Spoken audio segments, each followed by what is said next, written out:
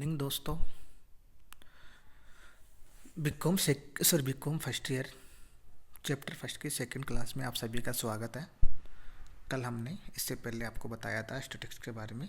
आज हम आगे चलते हैं सांख्यिकी विधि के रूप में या एक वचन के रूप में।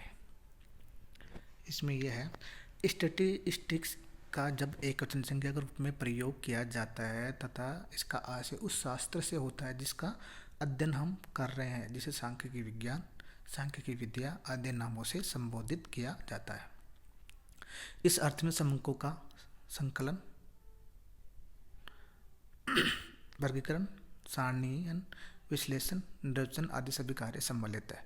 विभिन्न विद्वानों द्वारा दी गई परिभाषाओं को प्रमुख रूप से दो भागों में बांटा जा सकता है। जो सांख्यिकी एक वचन के रूप में जो डेफिनेशंस दी है उनको अपन दो भागों में बांट रहे हैं। पहला है प्रतिष्ठित विचारों द्वारा दी गई परिभाषा, दूसरा है आधुनिक विचारकों द्वारा दी गई परिभाषा। मतलब प्रतिष्ठित मीन्स जो पुराने लोग हैं उनको, प्राचीन मत की परिभाषा वाले। पहला इसमें बढ़ते हैं प्राचीन मत की परिभाषा है। प्रतिष्ठित विचारकों या प्राचीन लेखकों की परिभाषा अपेक्षाकृत संकीर्ण है, मतलब छोटी है, उसको कम क्षेत्र को उसने कवर किया है तथा वर्तमान कार्य क्षेत्र को उनमें पूर्ण समावेश नहीं होता है। प्राचीन मत की परिभाषा में पहला है डॉक्टर बाउले। डॉक्टर बाउले ने सांख्यिकी की 3 परिभाषा दी है, जिसमें पहली परिभाषा में कहा है कि सांख्यिकी गणना का विज्ञान है। डॉक्टर बाउले ने अपनी पहली परिभाषा में कहा है कि सांख्यिकी गणना का विज्ञान है। इस परिभाषा में सांख्यिकी को केवल एक रीति गणना तक सीमित रखा है। सांख्यिकी की यह परिभाषा उपयुक्त नहीं जान पड़ती क्योंकि गणना समस्याओं के अध्ययन की विधि मात्र है, एकमात्र विधि नहीं है। गणना सांख्यिकी की एक महत्वपूर्ण विधि है, किंतु किसी एक विधि को संपूर्ण ज्ञान की संज्ञा प्रदान नहीं की जा सकती। वास्तव में किसी समस्या का अध्ययन, गणना एवं अनुमान दोनों रीतियों द्वारा किया जा सकता है।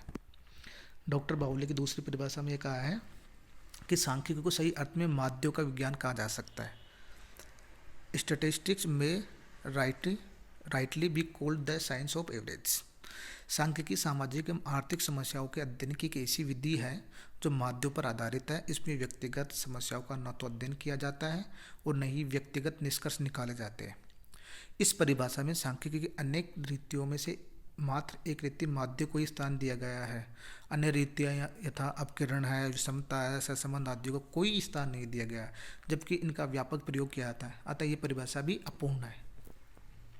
और डॉक्टर बाउले की जो तीसरी परिभाषा है उसमें ये कहा गया है कि सांख्यिकी सामाजिक व्यवस्था को संपूर्ण मानकर उन्हें सभी प्रकटीकरणों में माप करने का एक विज्ञान है। इस परिभाषा की समालोचना निम्न आधार पर की जाती है। यह परिभाषा सांख्यिकी के क्षेत्र को सीमित करती है। सत्य तो यह है कि सांख्यिकी सामाजिक समस्याओं के अतिरिक्त अन्य आर्थिक एवं राजनीतिक समस्याओं का भी अध्ययन करती है। सांख्यिकी का क्षेत्र अत्यंत व्यापक है और इसका प्रयोग ज्ञान की प्रत्येक शाखा में होता है। इसमें सांख्यिकी रीतियों के बारे में कुछ भी नहीं कहा गया है। ये परिभाषा भी अस्पष्ट प्रतीत होती है। बाउले द्वारा जो तीनों परिभाषाएं दी गई है वो पूर्णतः नकारा जा सकती है, जो अपूर्ण है। बाउले के अलावा बोर्डिंगटन के अनुसार भी कुछ एक परिभाषा दी है जिसमें बोला है कि सांख्यिकी अनुमानों और संभावनाओं का विज्ञान है। इस परिभाषा में 2 मुख्य विशेषता है। प्रथम, यह अनुमानों का विज्ञान है। जब अनुसंधान विस्तृत पैमाने पर किए जाते हैं तो वस्तुतः बड़ी संख्याओं की गणना संभव नहीं होती है। अतः सांख्यिकी में केवल अनुमानों पर आधारित गणना का सहारा लिया जाता है। द्वितीय, सांख्यिकी संभावनाओं का विज्ञान है। जब किसी विषय के संबंध में भविष्य का अनुमान लगाया जाता है तो इसे संभाव्यता कहते हैं। बाउले की तरफ बोर्डिंगटन की परिभाषा भी अपूर्ण भ्रामक है, क्योंकि केवल एक विधि को ही संपूर्ण सांख्यिकी शास्त्र मानने की गलती करते हैं। यह तो हो गई जो पुराने मत के लोग हैं उनकी परिभाषाओं के बारे में। अब आधुनिक मत की परिभाषाओं में पहली परिभाषा है प्रोफेसर किंग के अनुसार, सांख्यिकी विज्ञान वह प्रणाली है जिसके द्वारा किसी एक गणना या अनुमान के विश्लेषण से प्राप्त परिणामों के द्वारा सामूहिक, प्राकृतिक अथवा सामाजिक घटनाओं का विवेचन किया जाता है।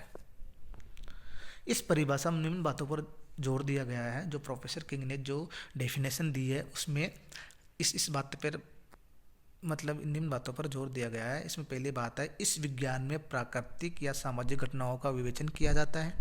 यह विवेचन गणना या अनुमानों द्वारा प्राप्त समकों के विश्लेषण से प्राप्त परिणामों के आधार पर किया जाता है। उपयुक्त विवेचन सामूहिक रूप से होता है। किंग ने सांख्यिकी के क्षेत्र को विस्तृत किया है क्योंकि इस परिभाषा में सामाजिक घटनाओं के साथ साथ प्राकृतिक घटनाओं का भी वर्णन है, फिर भी यह परिभाषा अपूर्ण है। किंग ने सांख्यिकी एक रीति अर्थात निर्वचन पर ही जोर दिया, जबकि समंकों का संकलन विश्लेषण की समान रूप से समंकों का संकलन विश्लेषण भी समान रूप से महत्वपूर्ण है। सेलिगमैन के अनुसार सांख्यिकी एक विज्ञान है जो किसी अनुसंधान पर प्रकाश डालने के लिए एकत्रित समंकों के संग्रहण, वर्गीकरण, प्रदर्शन, तुलना और निर्वचन की रीतियों से संबंध रखती है। इस परिभाषा में सांख्यिकी की सभी रीतियों का समावेश किया गया है, परंतु इसमें सांख्यिकी की प्रकृति पर कोई प्रकाश नहीं डाला गया है। क्रोक्सटन तथा काउडेन के अनुसार तीसरी मॉडर्न परिभाषाओं में तीसरी परिभाषा क्रोक्सटन तथा काउडेन के अनुसार सांख्यिकी को संख्या संबंधी समंकों के संग्रहण, प्रस्तुतिकरण, विश्लेषण और निर्वचन के रूप में परिभाषित किया जा सकता है। इस परिभाषा में क्रोक्सटन तथा काउडेन की परिभाषा सर्वोत्तम परिभाषा प्रतीत होती है क्योंकि यह सांख्यिकी के अनुसंधान के विभिन्न चरणों को समावेश किया गया है। एक सरल एवं व्यापक परिभाषा जो यह इंगित करती है कि सांख्यिकी एक वैज्ञानिक विधि है। यह परिभाषा भी काफ़ी व्यापक है और सांख्यिकी की विभिन्न रीतियों का इसमें समावेश है। सांख्यिकी उपयुक्त परिभाषा। उपर्युक्त वर्णित परिभाषाओं के अध्ययन से यह स्पष्ट होता है कि सांख्यिकी की परिभाषा के संबंध में विभिन्न विद्वान भिन्न भिन्न मत रखते हैं। इसका प्रमुख कारण यह है कि इसका क्षेत्र बहुत व्यापक है और दिन प्रतिदिन विकसित हो रहा है। अतः सांख्यिकी की परिभाषा देते समय निम्न तथ्यों को आवश्यक सम्मिलित कर लेना चाहिए जिससे परिभाषा सांख्यिकी विषय सामग्री का सही प्रतिनिधित्व कर सके। पहली है सांख्यिकी की प्रकृति, अर्थात परिभाषा यह स्पष्ट करे कि सांख्यिकी विज्ञान है अथवा कला है या दोनों है। दूसरा है विषय सामग्री। सांख्यिकी ऐसे सामूहिक तथ्यों से संबंधित है जिनको संख्याओं के रूप में व्यक्त किया जाता है और जिन पर विविध कारणों का प्रभाव पड़ता है। तीसरा उद्देश्य। सांख्यिकी का उद्देश्य स्पष्ट होना चाहिए। चौथा रीतियाँ। सांख्यिकी में विभिन्न रीतियों जैसे संग्रहण, वर्गीकरण, सारणीयन, प्रदर्शन, विश्लेषण तथा निर्वचन का समावेश होना आवश्यक है। उक्त बिंदुओं के आधार पर सांख्यिकी को निम्नानुसार परिभाषित किया जा सकता है। एक सांख्यिकी विज्ञान एवं कला दोनों है जो सामाजिक, आर्थिक तथा प्राकृतिक समस्याओं के अध्ययन एवं समाधान के उद्देश्य से समंकों का संग्रहण, वर्गीकरण, सारणीयन, प्रदर्शन, विश्लेषण एवं निर्वचन करती है और इनसे संबंधित वैज्ञानिक रीतियों के प्रयोग से अन्य भौतिक एवं सामाजिक विज्ञानों को समझने में सहायक होती है ताकि निर्धारित उद्देश्यों की पूर्ति हो सके। यह एक सांख्यिकी की परिपूर्ण डेफिनेशन है। अब सांख्यिकी विधियों के प्रकार, टाइप्स ऑफ स्टैटिस्टिकल मेथड्स, जिसमें पहला है सैद्धांतिक सांख्यिकी मतलब थ्योरेटिकल स्टैटिस्टिक्स। सांख्यिकी विधियों को दो भागों में बांटा, जिसमें पहला है सैद्धांतिक सांख्यिकी। सैद्धांतिक सांख्यिकी एक विशेष सांख्यिकी विधि के विकास की आधारभूत अवधारणा को स्पष्ट करती है। यह बताती है कि कैसे आधारभूत अवधारणा से सांख्यिकी विधि का विकास हुआ है। इसे गणितीय सांख्यिकी भी कहते हैं। सैद्धांतिक सांख्यिकी को तीन भागों में बांटा गया है, जिसमें पहला है विवरणात्मक सांख्यिकी, दूसरा अनुमानिक सांख्यिकी, तीसरा आगमन सांख्यिकी। जो पहला पढ़ते हैं विवरणात्मक सांख्यिकी। मूल एवं असंगठित समंकों की मौलिक विशेषताओं को प्रकट करने का कार्य सांख्यिकी जिस क्षेत्र में किया जाता है उसे विवरणात्मक सांख्यिकी कहते हैं। विवरणात्मक सांख्यिकी में असंगठित समंकों को इस प्रकार विश्लेषित किया जाता है जिससे महत्वपूर्ण निष्कर्ष निकाला जा सके। वस्तुतः यह एक सांख्यिकी प्रक्रिया को इंगित करता है। इस सांख्यिकी में निम्नलिखित कार्य किए जाते हैं। इसमें पहला है समंकों का संग्रहण करना, समंकों को संपादन करना, समंकों का उचित प्रस्तुतिकरण करना, सांख्यिकी मापों का प्रयोग करना। अतः स्पष्ट है कि विवरणात्मक सांख्यिकी में समंकों का संग्रहण प्रश्नावली के माध्यम से किया जाता है। समंकों की किस्म सूचकों द्वारा दी गई सूचनाओं एवं प्रश्नावली की किस्म पर निर्भर करती है। समंकों का प्रस्तुतिकरण भी इसी सांख्यिकी का विशेष क्षेत्र है। इसके लिए सारणी, चित्र, रेखा चित्रों आदि का प्रयोग किया जाता है। अंत में समंकों की अंतर्निहित विशेषताओं को प्रकट करने के लिए विभिन्न सांख्यिकी मापों का प्रयोग किया जाता है। अतः समंकों की मौलिक विशेषताओं को प्रकट करने के लिए संग्रहण, सारणीयन, औसत अपकिरण, विषमता सूचकांक, परिवर्तित चित्र में प्रदर्शन आदि विधियों का प्रयोग किया जाता है। किसी भी सांख्यिकी विश्लेषण का आधार विवरणात्मक विधियाँ होती है। कभी कभी यह अंतिम विश्लेषण एवं निर्वचन की प्रारंभिक प्रक्रिया के रूप में कार्य करती है, जिसे सहसंबंध गुणांक याद करने के लिए माध्यम परिमापचलन की आवश्यकता होती है। दूसरा है अनुमानिक सांख्यिकी। अनुमानिक सांख्यिकी को निष्कर्षात्मक सांख्यिकी भी कहा जाता है। किसी समग्र के प्रतिदर्श के आधार पर उस समग्र के बारे में यथोचित एवं विवेकपूर्ण निष्कर्ष निकालने का कार्य जिस सांख्यिकी में किया जाता है उसे अनुमानिक सांख्यिकी कहते हैं। अतः सांख्यिकी इस क्षेत्र में समग्र में से कुछ इकाइयों के प्रतिदर्श मतलब सैंपल के रूप में चुनकर उन्हें उनके विश्लेषण के आधार पर समुदाय या समग्र के बारे में यथोचित एवं विवेकपूर्ण निष्कर्ष निकालने की प्रक्रिया ही अनुमानिक सांख्यिकी है। प्रतिदर्श के आधार पर सामान्यतः समग्र के बारे में दो महत्वपूर्ण निष्कर्ष निकाले जाते हैं। अर्थात प्रतिदर्श के दो महत्वपूर्ण उद्देश्य पहला है परिकल्पना परीक्षण, दूसरा प्राचाल का अनुमान मतलब टेस्टिंग ऑफ हाइपोथेसिस और एस्टिमेशन ऑफ पैरामीटर। परिकल्पना परीक्षण के अंतर्गत इस तथ्य की जांच की जाती है कि अवलोकित प्रतिदर्श और परिकल्पित प्राचाल में पाया जाने वाला अंतर केवल प्रतिचयन के उच्चावचनों के कारण है या वह किसी अन्य कारण से हुआ है। अर्थात अवलोकित प्रतिदर्श एवं प्रत्याशित परिणामों में पाया जाने वाला अंतर सार्थक है या नहीं, परिकल्पना परीक्षण कहलाता है। और प्राचाल का अनुमान में प्रतिदर्श से चाल का अनभिन्न अनुमान प्राप्त करना प्रतिचयन सिद्धांत का सर्वोपरि उद्देश्य है। ये अनुमान दो प्रकार के होते हैं, पहला है बिंदु आकलन, दूसरा अंतराल आकलन। अतः स्पष्ट है कि अनुमानिक सांख्यिकी विधियों का प्रयोग अनिश्चितता के वातावरण में निर्णय लेने के लिए किया जाता है। मतलब जहाँ पर कोई निश्चितता नहीं हो तो वहाँ पे अनुमान लगा के जो डिसीजन किया जाता है उसे ही अनुमानिक सांख्यिकी कहते हैं। उदाहरण द्वारा स्पष्टीकरण, हम इसको उदाहरण द्वारा समझेंगे।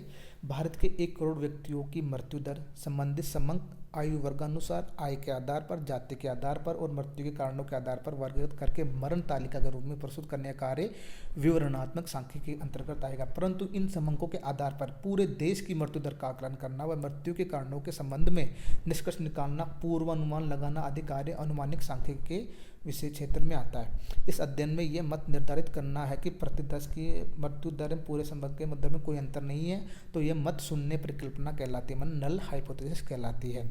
और यदि प्रतिदर्श की मृत्यु दर 50 प्रति 1000 आती है तो पूरे समग्र देश की मृत्यु दर कितनी होगी, ये प्राचाल का अनुमान कहलाएगा, मतलब एस्टिमेशन ऑफ पैरामीटर कहलाएगा। तीसरी है इसमें आगमन सांख्यिकी। दैवीय अवलोकन के आधार पर सांख्यिकी विधियों के माध्यम से सामान्यकरण की प्रक्रिया जिस सांख्यिकी में की जाती है वह आगमन सांख्यिकी कहलाती है। वस्तुतः आगमन सांख्यिकी में आंशिक समंकों के आधार पर अप्रत्यक्ष रूप से किसी तथ्य का पूर्वानुमान करने के लिए कई विधियों का प्रयोग किया जाता है। उपलब्ध समंकों के आधार पर पूर्वानुमान आगमन प्रक्रिया के माध्यम से किया जाता है। और सांख्यिकी विधियों का सेकंड प्रकार है अप्लाइड स्टैटिस्टिक्स। पहला कौन सा था? पहला आपका मैं बता दूं,